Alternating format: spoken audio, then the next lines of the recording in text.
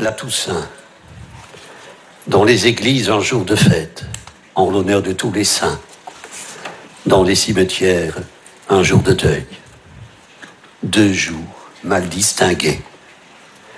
Certes, la liturgie les différencie, blanc pour le premier, violet pour l'autre, mais nombre de ceux qui défilent dans les cimetières ne hantent pas les églises.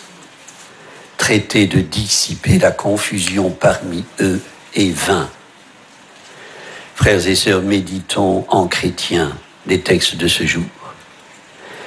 Du sermon sur la montagne dont est extrait l'Évangile, la liturgie a choisi l'exorde, les béatitudes. Jésus ne s'adresse pas à des morts, mais à des vivants qu'il félicite. Heureux, leur dit-il à diverses reprises. Dans la Bible, ce mot s'applique à celui qui a mis à profit les dons reçus du Seigneur, qui en éprouve un légitime bonheur, qui est sur la voie juste. André Chouraki le traduit en avant, en marche.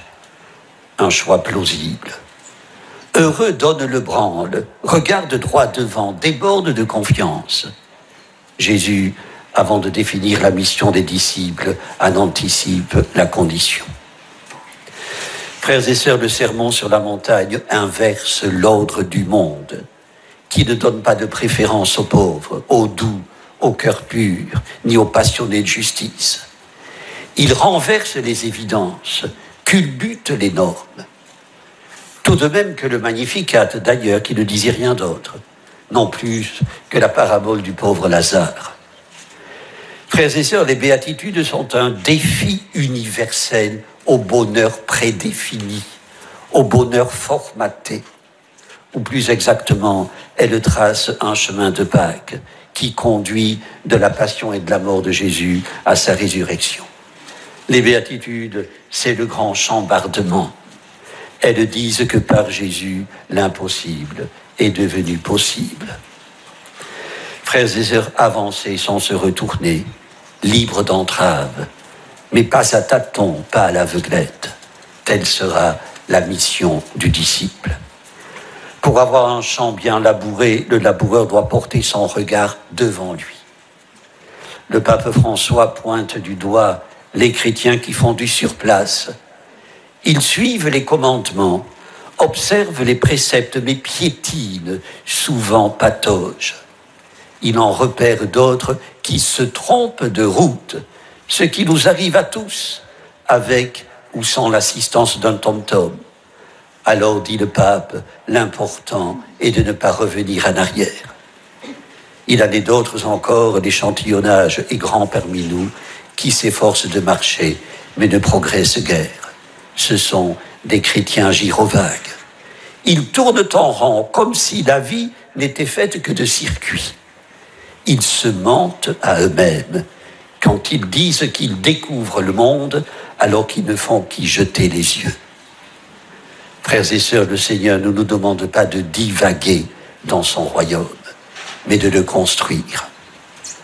Pour le construire dans la fidélité aux valeurs évangéliques, il nous revient de résister au diktat du mensonge, du surmoi social, qui prétend établir ce qu'il est bon et juste de penser, de faire, d'expérimenter, de dire ou de taire. Car nous sommes responsables de ce que nous taisons, comme de ce que nous expérimentons, exprimons, tolérons ou concédons. Parfois, le prix à payer peut coûter cher. Se recueillir dans une église peut même coûter la vie. Je pense à l'horrible attentat de la basilique Notre-Dame de l'Assomption à Nice. C'est l'accomplissement de la 9e béatitude de Matthieu. Heureux êtes-vous si l'on vous persécute à cause de moi. Frères et sœurs, avancer sans frémir devant l'horreur du mal doit tremper notre foi. Il ne faut pas céder à la peur devant l'ennemi, se dire désenchanté ou désespéré, comme si nous devions subir passivement une histoire qui serait écrite d'avance et qui nous conduirait à des catastrophes, recommandait Monseigneur d'Agens au lendemain des attentats de Charlie Hebdo en 2015. Citant les béatitudes, il voyait en elles les maîtres mots de l'expérience humaine et religieuse que nous avons à pratiquer. Frères et sœurs, nous sommes enfants de Dieu, rappelle Saint Jean dans sa première lettre. Personne n'a le droit de nous priver de cette dignité. Nous sommes membres de l'immense foule dont parle l'auteur de l'Apocalypse. Nous sommes marqués du sceau du Dieu vivant, du sceau de l'amour de Dieu. Je suis baptisé, avait gravé Luther dans le bois de sa table de travail, un 8e sceau. Il lui servait de bouclier quand il se sentait cerné. Il reprenait force en le regardant. Frères et sœurs, avançons en pleine confiance vers le jour où nous verrons Dieu tel qu'il est. Ce sera le jour de notre naissance à la vie éternelle. Heureux sommes-nous déjà de porter en nous la promesse de cette nouvelle naissance. Elle nous commande de vivre notre humanité d'hommes et de femmes, de citoyens, de croyants, en solidarité et confiance avec nos compagnons de route, par-delà les agressions et les blessures. Faisons que les meurtrissures servent à fortifier l'amour et l'agapé. Nous célébrons aujourd'hui la vie et l'entrée au royaume des élus. Nous commémorerons demain tous les fidèles défunts. Pour distinguer ces 2 jours, définir lequel est premier, lequel est second, pour sortir de la confusion que j'évoquais en commencement, un père dominicain, le père Ambroise-Marie Carré, nous a livré une forte pensée. Ce qui est premier, dit-il, c'est le terme. Aux yeux des croyants, le terme est une naissance.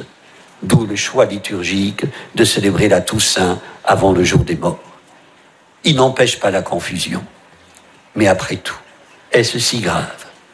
Toute confusion a mauvaise presse, eu égard au clair discernement, mais elle a le mérite de ne pas séparer radicalement, dirait Monsieur de la Palisse. Il n'y a pas un royaume des vivants et un royaume des morts. Notez le curé de campagne de Bernanos, il n'y a que le royaume de Dieu, vivant ou mort, nous sommes dedans. Frères et sœurs, le royaume est parmi nous. Le temps qui passe, vivons-le comme une béatitude. Amen. Amen. Prions le Seigneur.